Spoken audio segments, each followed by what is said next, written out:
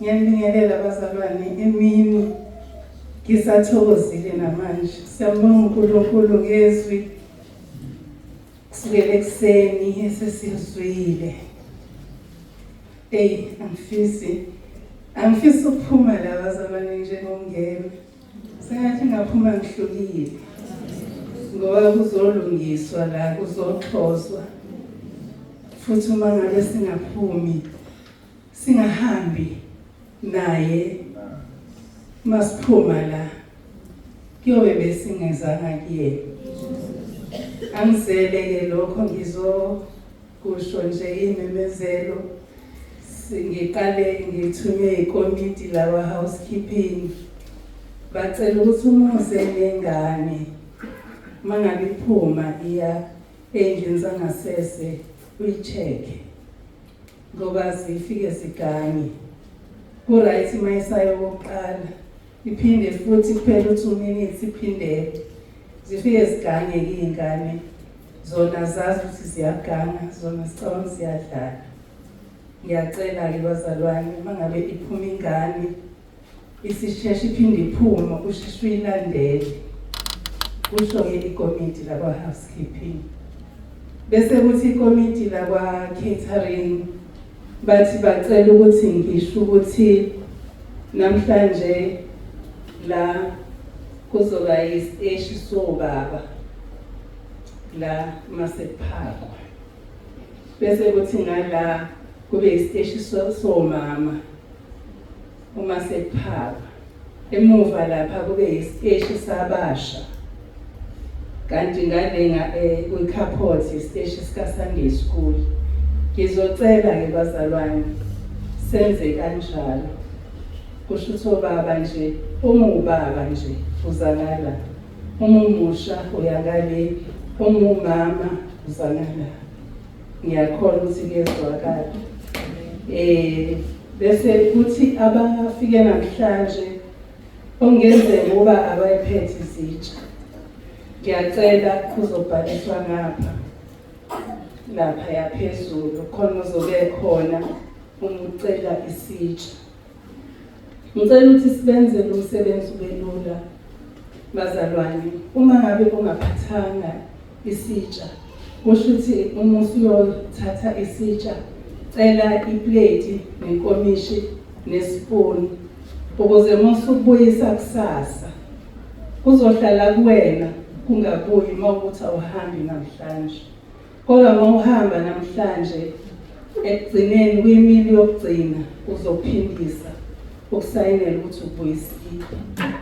Angithi ngisazwakala bazalwane. Inkinga yami ukuthi uma ngabe ngi-emotional izwi liyaphela kakhulu. Manje ngisa-emotional ngenxa yezwi kade silizwe. Manje ngiyezwa ukuthi ngilanda kude. Kodwa-ke kunjalo nje uma ngabe ukuthi uzophindela emuva namhlanje sizodla uzolithatha iplate ulinde imili ezolandela bese uyolisayinela ukuthi usiyalibuyisa seliqini nespoon sakhona nenkomishi. Kodwa uma uzohamba kusasa ukuthathile usuyobuyisa kusasa ngaphambi kokuthi uhambe. Siyazwana abazalwane.